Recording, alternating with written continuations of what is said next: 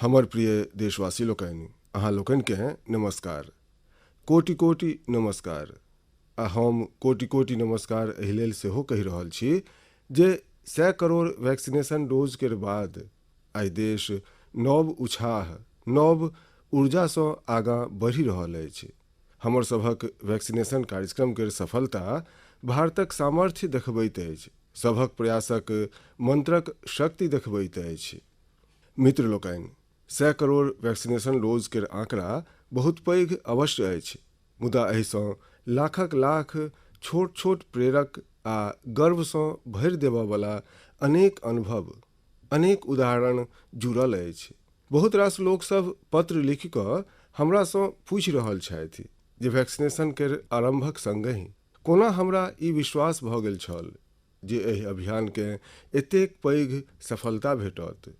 हमरा ई दृढ़ विश्वास एहि लेल छल किया जे हम अपन देशक लोक सभक क्षमता सबसँ नीक जकाँ परिचित छी। हम जनैत छलहुँ जे हमर सभक हेल्थ केयर वर्कर्स देशवासी लोकनिक टीकाकरणमे कोनो कसरि नहि छोड़ता। हमर स्वास्थ्यकर्मी लोकनि अपन अथक परिश्रम आ संकल्पसँ एकटा नव उदाहरण प्रस्तुत केला। ओ लोकनि इनोवेशन केर संग अपन दृढ़ निश्चयसँ मानवताक सेवाक एक गोट नव मानदंड स्थापित केला। हुनक संदर्भमे अनगंती उदाहरण अछि जे कहैत अछि जे कोना ओ लोकनि तमाम चुनौती सबके पार करैत बेसीसँ बेसी लोक सबके सुरक्षा कवच प्रदान केला। हम कएक बेर अखबार सबमे पढ़ने छी, बाहरो सुनने छी, एहि काजके करबा लेल हमर ई लोकसभ कतेक परिश्रम केलनि अछि। एकसँ बढ़ि कऽ एक अनेक प्रेरक उदाहरण समक्ष अछि। हम आइ मोनक बात केर श्रोता लोकनिकेँ उत्तराखंडक बागेश्वरक एकटा एहने health care workers Poonam Nautiyal जीसँ भेंट करबा चाहै छी। मित्र लोकनि, ई बागेश्वर उत्तराखंडक ओहि धरतीसँ अछि जे उत्तराखंड 100% पहिल डोज लगेबाक काज पूरा कऽ देलक अछि। उत्तराखंडक सरकार सेहो एहि लेल अभिनंदनक अधिकारी अछि, किएक तऽ बहुत दुर्गम क्षेत्र अछि, कठिन क्षेत्र अछि। तहिना हिमाचल सेहो एहन कठिनता सभक मध्य 100% डोजक काज कऽ लेलक अछि। हमरा बताओल गेल अछि जे पूनम जी अपन क्षेत्रक लोक सभक वैक्सीनेशन लेल दिन राति परिश्रम केलनि अछि। पूनम जी नमस्ते। सर प्रणाम। पूनम जी, अहाँ अपना द जनतब दी देश के श्रोता लोकनिके। सर, हम पूनम नौटियाल छी। सर, हम उत्तराखंडक बागेश्वर जिलामे चानी कोराली सेंटरमे कार्यरत छी। सर, हम एकटा एएनएम छी। सर पूनम जी, हमर सौभाग्य अछि जे हमरा बागेश्वर अयबाक अवसर भेटल छल। ओ एक तरह तीर्थ क्षेत्र रहल अछि। ओतऽ पुरातन मंदिर आदि सेहो हम बड्ड प्रभावित भेल छलहुँ। शताब्दियों पहिने कोना लोकसभ काज केने हेता। हाँ जी सर। पूनम जी, की अहाँ अपन क्षेत्रक सभ गोटेके वैक्सीनेशन करबा लेलहुँ अछि? जी सर, सब गोटेक भऽ चुकल अछि। अहाँके कोनो तरहक कठिनाइक सामना करऽ पड़ल अछि की? जी सर। सर, हमरा लोकनि जेना बरखा होइत छल ओतय आर रोड ब्लॉक भऽ जाइत छल। सर, नदी पार कऽ कऽ गेल छी हमरा लोकनि ने। आ सर, घरे घर गेल छी, जेना NHCVC केर अंतर्गत हमरा लोकनि घरे घर गेल छी, जे सब सेंटरमे नहि आबि सकैत छलाह, जेना बुजुर्ग लोकसभ आ दिव्यांग लोकसभ, गर्भवती महिला लोकनि, धात्री महिला लोकनि, ई लोकसभ। सर, मुदा ओतऽ तऽ पहाड़ सब पर घर सेहो बहुत दूर दूर होइत अछि। जी। तऽ एक दिनमे कतेक कऽ पबै छलहुँ अहाँ? सर, किलोमीटरक हिसाब 10 किलोमीटर, कहियो 8 किलोमीटर। बेस, ई जे तराईमे रहयवला लोकसभ छथि हुनका ई बुझयमे नहि औतनि जे 8-10 किलोमीटर की होइत अछि।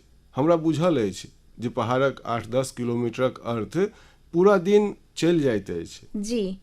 मुदा एक दिनमे, किएक तऽ ई बड्ड परिश्रमक काज अछि आ वैक्सीनेशनक सभ सामान उठा कऽ लऽ गेनाइ, अहाँ संग कोनो सहायक रहैत छलाह वा नहि?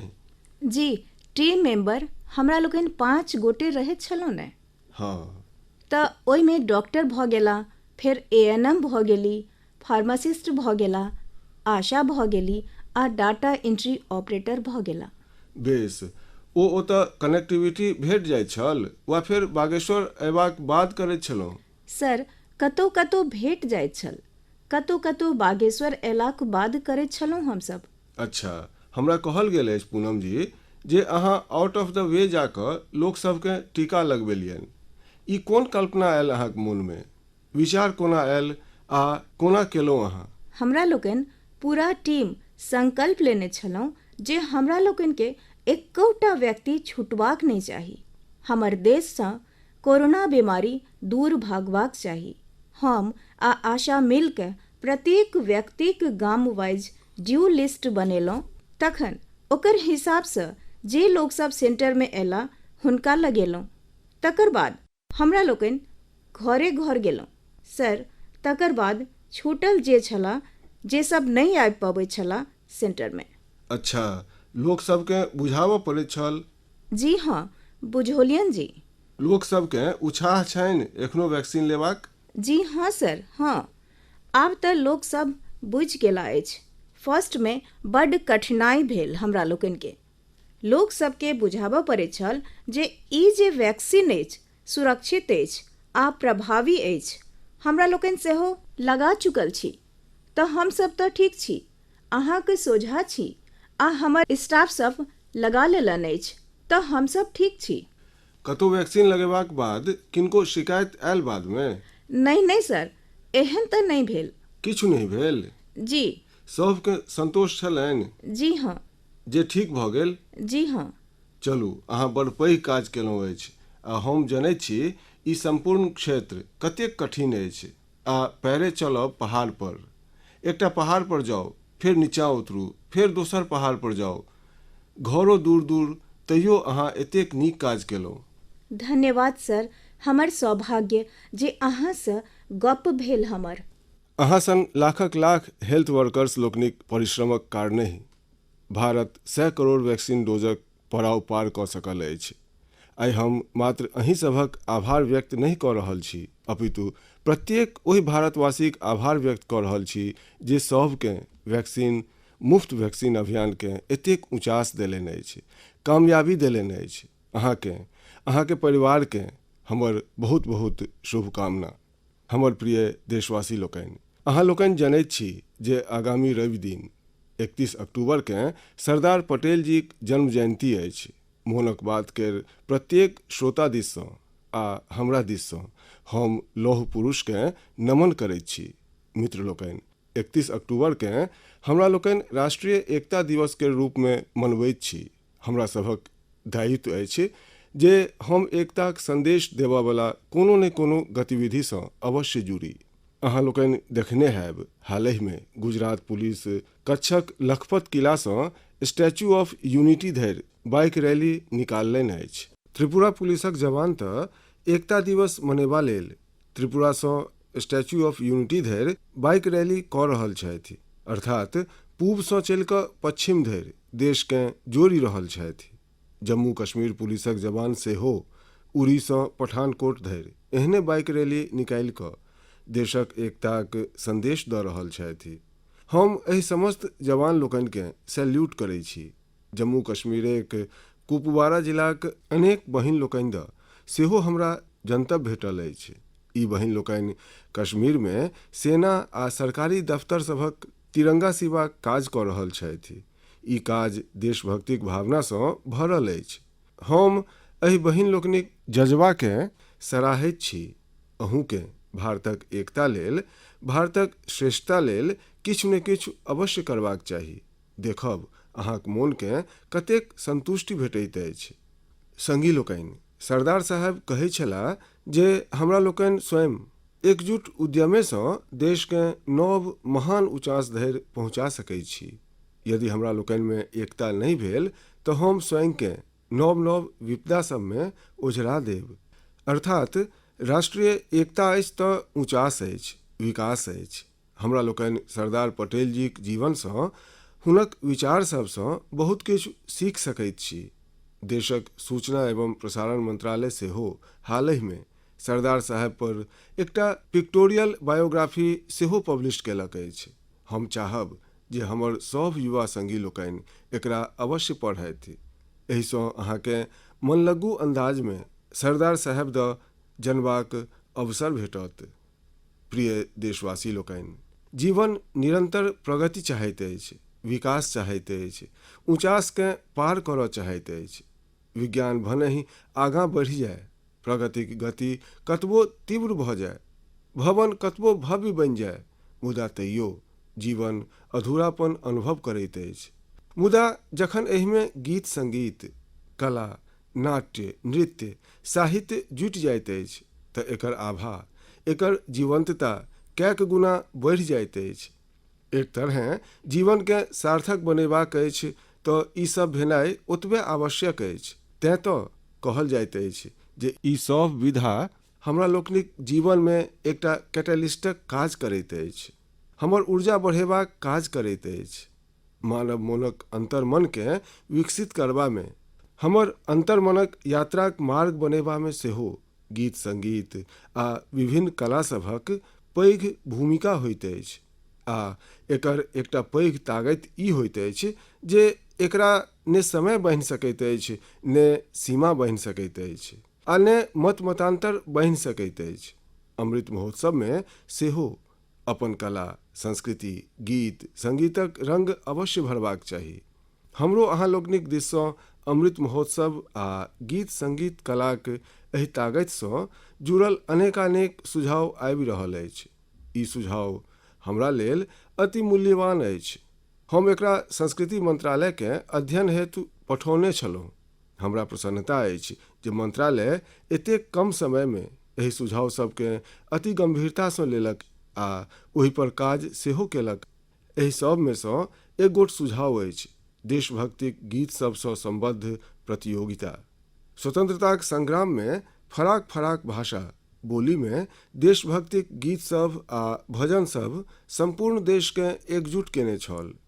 आब अमृतकालमे हमर युवा लोकनि देशभक्तिक एहने गीत सब लिखि कऽ एहि आयोजनमे आर ऊर्जा भरि सकैत छथि। देशभक्तिक ई गीत मातृभाषामे भऽ सकैत अछि, राष्ट्रभाषामे भऽ सकैत अछि आ अंग्रेजीमे सेहो लिखल जा सकैत अछि। मुदा ई आवश्यक अछि जे ई रचना सब नव भारतक नव सोचवला हो, देशक वर्तमान सफलतासँ प्रेरणा लऽ कऽ भविष्य लेल देशकेँ संकल्पित करयवला होय। संस्कृति मंत्रालयक तैयारी तहसील स्तरसँ राष्ट्रीय स्तर धरि एहिसँ जुड़ल प्रतियोगिता करेबाक अछि। मित्र लोकनि, एहिना मोनक बात केर एक गोट श्रोता सुझाव देलनि अछि जे अमृत महोत्सवकेँ रंगोली कलासँ सेहो जोड़ल जेबाक चाही। अपना ओतऽ रंगोलीक माध्यमे पाबनि सभमे रंग भरबाक परंपरा तऽ शताब्दियोसँ अछि। रंगोलीमे देशक विविधताक दर्शन होइत अछि। भिन्न भिन्न राज्य सभमे भिन्न भिन्न नामसँ फराक फराक थीम पर रंगोली बनाओल जाइत अछि।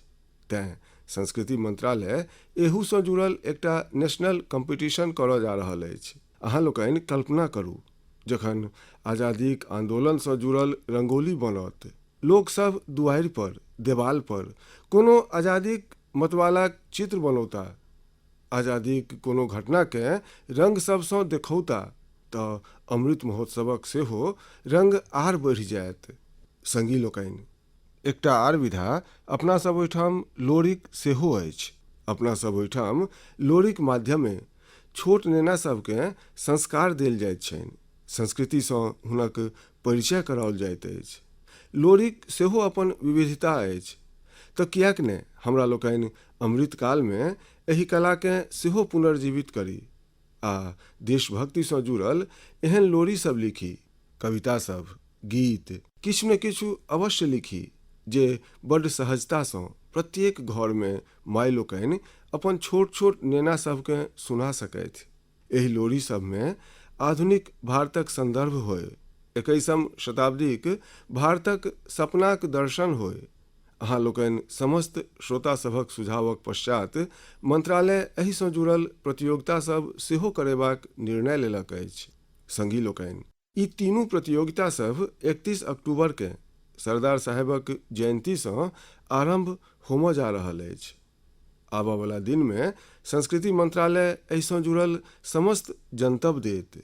ई सब जनतब मंत्रालयक वेबसाइट पर सेहो रहत आ सोशल मीडिया पर सेहो देल जायत। हम चाहब जे अहाँ लोकनि एहिसँ जुड़ी। हमर युवा संगी लोकनि अवश्य एहिमे अपन कलाक, अपन प्रतिभाक प्रदर्शन करथि। एहिसँ अहाँ लोकनिक क्षेत्रक कला आ संस्कृति सेहो देशक कोन कोन धरि पहुँचत। अहाँ लोकनिक कथा समस्त देश सुनत। प्रिय देशवासी लोकनि, एखन हमरा लोकनि अमृत महोत्सव में देशक वीर बेटा बेटी सभक, ओहि महान पुण्य आत्मा सबके स्मरण कऽ रहल छी। अगिला मास 15 नवंबर के हमर देशक एहने महापुरुष वीर योद्धा भगवान बिरसा मुंडा जीक जन्म जयंती आबऽ वाला अछि। भगवान बिरसा मुंडा के धरती आबा सेहो कहल जाइ छनि। की अहाँ जनैत छी जे एकर अर्थ की होइत अछि? एकर अर्थ होइत अछि धरती पिता। भगवान बिरसा मुंडा जाहि तरह अपन संस्कृति, अपन जंगल, अपन जमीनक रक्षा लेल संघर्ष कयलनि, ओ धरती आबा सएह कऽ सकैत छलाह। ओ हमरा लोकनि के अपन संस्कृति आ जड़ि सभक प्रति गौरव केनाइ सिखौलनि। विदेशी शासन हुनका कतेको धमकी देलक, कतेक दबाव बनौलक, मुदा ओ आदिवासी संस्कृति के नहीं त्यागला। प्रकृति आ पर्यावरण सँ यदि हमरा लोकनि के प्रेम करब सिखबाक अछि तऽ ओहि लेल सेहो धरती आबा भगवान बिरसा मुंडा हमरा लोकनिक बड्ड पैघ प्रेरणा छथि। ओ विदेशी शासनक प्रत्येक ओहि नीतिक कड़गर विरोध केलनि जे पर्यावरण के नुकसान पहुँचाबै वाला छल। गरीब आ कष्ट सँ घेरल लोक सभक मदद करबा में भगवान बिरसा मुंडा सदैव आगाँ रहला। ओ सामाजिक बुराई सबके समाप्त करबा लेल समाज के जागरूक सेहो केलनि। उलगुलान आंदोलन में हुनक नेतृत्व के कहू के बिसरि सकैत छथि। ई आंदोलन अंग्रेज लोकनि के झकझोरि कऽ राखि देने छल, जकर बाद अंग्रेज लोकनि भगवान बिरसा मुंडा पर बड्ड पैघ इनाम रखने छल। ब्रिटिश शासन हुनका जहल में राखि देलक। हुनका एहि तरह प्रताड़ित कयल गेल जे 25 बरख सँ कमे उमेर में ओ हमरा लोकनि के छोड़ि कऽ चलि गेला। ओ हमरा लोकनि के छोड़ि कऽ चलि गेला, मुदा मात्र देह सँ। जनमानस में तऽ भगवान बिरसा मुंडा सदा सदाक लेल रचल बसल छथि। लोक सभक लेल हुनक जीवन एकटा प्रेरणा शक्ति बनल अछि। आइयो हुनक हिम्मत आ वीरता सँ भरल लोकगीत आ कथा सब भारतक मध्य क्षेत्र में अति लोकप्रिय अछि। हम धरती आबा बिरसा मुंडा के नमन करैत छी आ युवा लोकनि सँ आग्रह करैत छी जे हुनक प्रसंग में आर पढ़थि। भारतक स्वतंत्रता संग्राम में हमर आदिवासी समूहक विशिष्ट योगदान द अहाँ लोकनि जतेक जनतब लेब ओतबे गौरवक बोध हैत। हमर प्रिय देशवासी लोकनि, आइ 24 अक्टूबर के UN डे अर्थात संयुक्त राष्ट्र दिवस मनाओल जाइत अछि। ई ओ दिन अछि जखन संयुक्त राष्ट्र के गठन भेल छल। संयुक्त राष्ट्रक स्थापनाक समय सँ भारत एहि सँ जुड़ल रहल अछि। की अहाँ जनैत छी जे भारत आजादी सँ पहिने 1945 में संयुक्त राष्ट्रक चार्टर पर हस्ताक्षर केने छल? संयुक्त राष्ट्र सँ जुड़ल एक गोट विशिष्ट पक्ष ई अछि जे संयुक्त राष्ट्रक प्रभाव आ ओकर शक्ति बढ़बा में भारतक नारी शक्ति पैघ भूमिका निभौने छथि। 1947-48 में जखन UN ह्यूमन राइट्स केर यूनिवर्सल डिक्लेरेशन तैयार भऽ रहल छल तऽ ओहि डिक्लेरेशन में लिखल जा रहल छल, all men are created equal. मुदा भारतक एक गोट डेलीगेट एहि पर आपत्ति केलनि आ तखन यूनिवर्सल डिक्लेरेशन लिखल गेल, ऑल ह्यूमन बीइंग्स आर क्रिएटेड इक्वल। ई गप जेंडर इक्वलिटी केर भारतक शताब्दियों पुरान परंपराक अनुकूल छल। की अहाँ लोकनि जनैत छी जे श्रीमती हंसा मेहता ओ डेलीगेट छलीह जिनका कारणे ई संभव भऽ पाओल? ओहि अवधि में एकटा आर डेलीगेट श्रीमती लक्ष्मी मेनन जेंडर इक्वलिटी केर मुद्दा पर कड़गर रूप सँ अपन गप रखने छलीह। यह नहीं, 1953 में श्रीमती विजया लक्ष्मी पंडित UN जनरल असेंबलीक पहिल महिला प्रेसिडेंट सेहो बनल छली। मित्र लोकनि, हमसभ ओहि भूमिक लोक छी जे ई विश्वास करैत छथि, जे ई प्रार्थना करैत छथि। ओम द्योः शान्तिरन्तरिक्षं शान्तिः पृथिवी शान्तिरापः शान्तिरोषधयः शान्तिः वनस्पतयः शान्तिर्विश्वे देवाः शान्तिर्ब्रह्म शान्तिः सर्वशान्तिः शान्तिरेव शान्तिः सा मा शान्तिरेधि ओम शान्तिः शान्तिः शान्तिः। भारत सदैव विश्व शान्ति लेल काज केलक अछि। हमरा एहि गपक गौरव अछि जे भारत 1950 के दशकसँ निरंतर संयुक्त राष्ट्र शांति मिशनक भाग रहल अछि। गरीबी हटेबाक, क्लाइमेट चेंज आ श्रमिक सबसँ संबंधित मुद्दा सभक समाधान में सेहो भारत अग्रणी भूमिका निभा रहल अछि। एकर अतिरिक्त योग आ आयुषकेँ लोकप्रिय बनेबा लेल भारत WHO अर्थात वर्ल्ड हेल्थ ऑर्गेनाइजेशनक संग मिलि कऽ काज कऽ रहल अछि। मार्च 2021 में WHO घोषणा केने छल जे भारत में पारंपरिक चिकित्साक लेल एक गोट ग्लोबल सेंटर स्थापित कयल जायत। संगी लोकनि, संयुक्त राष्ट्र द गप करैत आइ हमरा अटल जीक शब्द सेहो मोन पड़ि रहल अछि। 1977 में ओ संयुक्त राष्ट्रकेँ हिंदी में संबोधित कऽ कऽ इतिहास रचि देने छलाह। आइ हम मोनक बात केर श्रोता लोकनिकेँ अटल जीक ओहि संबोधनक एकटा अंश सुनबऽ चाहै छी। सुनू अटल जीक ओजस्वी स्वर। यहाँ मैं राष्ट्रों की सत्ता और एतऽ हम राष्ट्र सभक सत्ता आ महत्ताक संबंध में नहीं सोचि रहल छी। आम आदमीक प्रतिष्ठा आ प्रगति हमरा लेल कहीं बेसी महत्व रखैत अछि। अंततः हमर सफलता सब आ असफलता सब मात्र एकहि मापदंडसँ नापल जेबाक चाही जे कि हम संपूर्ण मानव समाज, वस्तुतः प्रत्येक नर नारी आ बालकक लेल न्याय आ गरिमाक आश्वस्ति देबा में प्रयत्नशील छी। मित्र लोकनि, अटल जीक ई गप हमरा लोकनिकेँ आइयो दिशा देखबैत अछि। एहि धरतीकेँ आर नीक आ सुरक्षित प्लेनेट बनेबा में भारतक योगदान विश्व भरिक लेल बड्ड पैघ प्रेरणा अछि। हमर प्रिय देशवासी लोकनि, एखन किछु दिन पहिनहि 21 अक्टूबर केँ हमरा लोकनि पुलिस स्मृति दिवस मनेलहुँ अछि। पुलिसक जे संगी लोकनि देश सेवा में अपन प्राण न्योछावर केलनि अछि, एहि दिवसकेँ हमरा लोकनि हुनका विशेष रूपसँ स्मरण करैत छियनि। हम आइ अपन एहि पुलिस कर्मी लोकनिक संगहि हुनक परिवार सभकेँ सेहो स्मरण करऽ चाहब। परिवारक सहयोग आ त्यागक बिनु पुलिस सन कठिन सेवा बहुत मुश्किल अछि। पुलिस सेवासँ जुड़ल एकटा आर बात अछि जे हम मोनक बात केर श्रोता लोकनिकेँ कहऽ चाहै छी। पहिने ई धारणा बनि गेल छल जे सेना आ पुलिस सन सेवा मात्र पुरुषे लोकनि लेल होइत अछि, मुदा आइ एहन नहीं अछि। Bureau of police research and development केर आंकड़ा कहैत अछि जे पछिला किछु बरख में महिला पुलिसकर्मी लोकनिक संख्या डबल भऽ गेल अछि, दुगुना भऽ गेल अछि। 2014 में जतऽ हिनक संख्या 1,05,000 लगभग छल, ओतहि 2020 धरि एहि में दुगुनोसँ बेसीक वृद्धि भेल अछि आ ई संख्या आब 2,15,000 धरि पहुँचि गेल अछि। एतऽ धरि जे सेंट्रल आर्म्ड पुलिस फोर्सेज में सेहो पछिला 7 बरख में महिला लोकनिक संख्या प्रायः दुगुना भेल अछि। आ हम मात्र संख्या केर गप नहीं करैत छी। आइ देशक बेटी सब कठिनसँ कठिन ड्यूटी सेहो पूर्ण शक्ति आ हौससँ कऽ रहल छथि। उदाहरण लेल कतेको बेटी सब एखन सबसँ कठिन मानल जायवला ट्रेनिंग्स में सँ एक स्पेशलाइज्ड जंगल वारफेयर कमांडोज के ट्रेनिंग लऽ रहल छथि। ई हमर कोबरा बटालियनक भाग बनती। संगी लोकनि, आइ हम एयरपोर्ट्स जाइत छी, मेट्रो स्टेशंस जाइत छी वा सरकारी कार्यालयकेँ देखैत छी। CISF केर बहादुर महिला सब प्रत्येक संवेदनशील स्थानक सुरक्षा करैत देखाई पड़ैत छथि। एकर सबसँ सकारात्मक प्रभाव हमर पुलिस बलक संग संग समाजक मनोबल पर सेहो पड़ि रहल अछि। महिला सुरक्षाकर्मी लोकनिक उपस्थितिसँ लोक सब में, विशेष कऽ महिला सब में सहज रूपसँ एकटा भरोस जन्म लैत अछि। ओ हुनका सबसँ स्वाभाविक रूपसँ स्वयंके जुड़ल अनुभव करैत छथि।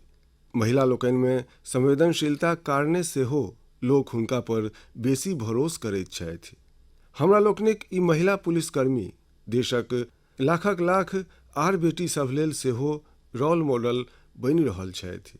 हम महिला पुलिसकर्मी लोकनिसँ आग्रह करऽ चाहब जे ओ स्कूल सभक खुजलाक बाद अपन क्षेत्र सभक स्कूल सबमे विजिट करथि, ओतऽ बालिका सबसँ गप करथि। हमरा विश्वास अछि जे एहि गपशपसँ हमर नव पीढ़ीकेँ एकटा नव दिशा भेटतनि। एतबे नहि, एहिसँ पुलिस पर जनताक भरोस सेहो बढ़त। हम आशा करैत छी जे आगाँ आरो बेसी संख्यामे महिला लोकनि पुलिस सेवामे सम्मिलित हेती, हमर देशक न्यू एज पुलिसिंगकेँ लीड करती। हमर प्रिय देशवासी लोकनि, बीतल किछु बरख सबमे हमर देशमे आधुनिक टेक्नोलॉजी केर उपयोग जाहि तीव्रतासँ बढ़ि रहल अछि, ओहि पर प्रायः हमर मोनक बात केर श्रोता अपन गप लिखैत रहैत छथि। आइ हम एहने एगोट विषयक चर्च अहाँ लोकनिसँ करऽ चाहैत छी जे हमरा लोकनिक देश, विशेष कऽ हमर युवा लोकनिक आ छोट छोट नेना लोकनि पर्यन्तक कल्पनामे आच्छादित अछि। ई विषय अछि ड्रोन टेक्नोलॉजीक। किछु बरख पहिने धरि जखन कतहु ड्रोनक नाम अबैत छल तऽ लोक सभक मोनमे पहिल भाव की अबैत छलनि? सेनाक, हथियार सभक, युद्धक। मुदा आइ अपना ओतऽ कोनो विवाह, बरियाती वा फंक्शन होइत अछि तऽ हमरा लोकनि ड्रोनसँ फोटो आ वीडियो बनबैत देखैत छी। ड्रोनक सीमा, ओकर ताकत मात्र एतबे नहि अछि। भारत विश्वक ओहि पहिल देश सबमे सँ एक अछि जे ड्रोनक मदतिसँ अपन गाममे जमीनक डिजिटल रिकॉर्ड तैयार कऽ रहल अछि। भारत ड्रोनक प्रयोग ट्रांसपोर्टेशन लेल करबा पर बहुत व्यापक ढङ्गसँ काज कऽ रहल अछि, खाहे गाममे खेतीबाड़ी होय वा घर पर सामानक डिलीवरी होय, आपातकालमे मदति पहुँचेबाक होय वा कानून व्यवस्थाक निगरानी होय। बेसी विलम्ब नहि अछि जखन हमरा लोकनि देखब जे ड्रोन हमरा लोकनिक एहि सब आवश्यकता लेल मुस्तैद रहत। एहिमे सँ बेसीक तऽ शुरुआत सेहो भऽ गेल अछि। जेना किछु दिन पहिने गुजरातक भावनगरमे ड्रोनक माध्यमसँ खेत सबमे नैनो यूरियाक छिड़काव कयल गेल। कोविड वैक्सीन अभियानमे सेहो ड्रोन्स अपन भूमिका निभा रहल अछि। एकर एकगोट चित्र हमरा मणिपुरमे देखबामे भेटल छल, जतऽ एकटा द्वीप पर ड्रोनसँ वैक्सीन पहुँचाओल गेल। तेलंगाना सेहो ड्रोनसँ वैक्सीन डिलीवरी लेल ट्रायल्स कऽ चुकल अछि। यह नहीं, आब इंफ्रास्ट्रक्चर केर कतेको पैघ प्रोजेक्ट्सक निगरानी लेल सेहो ड्रोनक प्रयोग भऽ रहल अछि। हम एकगोट एहने यंग स्टूडेंट केर संदर्भमे सेहो पढ़ने छी जे अपन ड्रोनक मदतिसँ मछुआरा सभक जीवन बचेबाक काज केलनि। संगी लोकनि, पहिने एहि सेक्टरमे एतेक नियम, कानून आ प्रतिबंध लगा कऽ राखल गेल छल जे ड्रोनक असली क्षमताक प्रयोग सेहो संभव नहि छल। जाहि टेक्नोलॉजीकेँ अवसरक रूपमे देखल जेबाक चाही, ओकरा संकटक रूपमे देखल गेल। यदि अहाँके कोनो काज लेल ड्रोन उड़ेबाक अछि तऽ लाइसेंस आ परमिशनक एतेक झंझट होइत छल जे लोकसभ ड्रोनक नामहिसँ कतिया जाइत छलाह। हम निश्चय केलहुँ जे एहि माइंडसेटकेँ बदलल जाय आ नव ट्रेंड्सकेँ अपनाओल जाय। तेँ एहि साल 25 अगस्तकेँ देश एकटा नव ड्रोन नीति लऽ कऽ आयल। ई नीति ड्रोनसँ जुड़ल वर्तमान आ भविष्यक संभावना सभक हिसाबसँ बनाओल गेल अछि। एहिमे ने तऽ बहुत रास फॉर्म्स केर चक्करमे पड़बाक हैत, ने पहिलुक सन फीस देबऽ पड़त। हमरा अहाँ लोकनिकेँ बतबैत प्रसन्नता भऽ रहल अछि जे नव ड्रोन पॉलिसी अयलाक बाद कतेको ड्रोन स्टार्टअप्समे विदेशी आ देशी निवेशक लोकनि निवेश केलनि अछि। अनेक कंपनी सब मैन्युफैक्चरिंग यूनिट्स सेहो लगा रहल अछि। आर्मी, नेवी आ एयरफोर्स भारतीय ड्रोन कंपनी सभकेँ 500 करोड़ टाकासँ बेसीक ऑर्डर सेहो देलक अछि।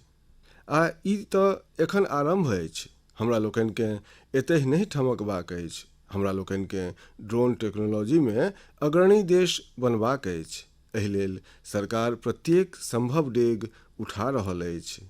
हम देशक युवा लोकनिसँ सेहो कहब जे अहाँ लोकनि ड्रोन पॉलिसी के पश्चात बनल अवसर सभक लाभ उठेबाक दिशामे अवश्य सोची, आगाँ आबी।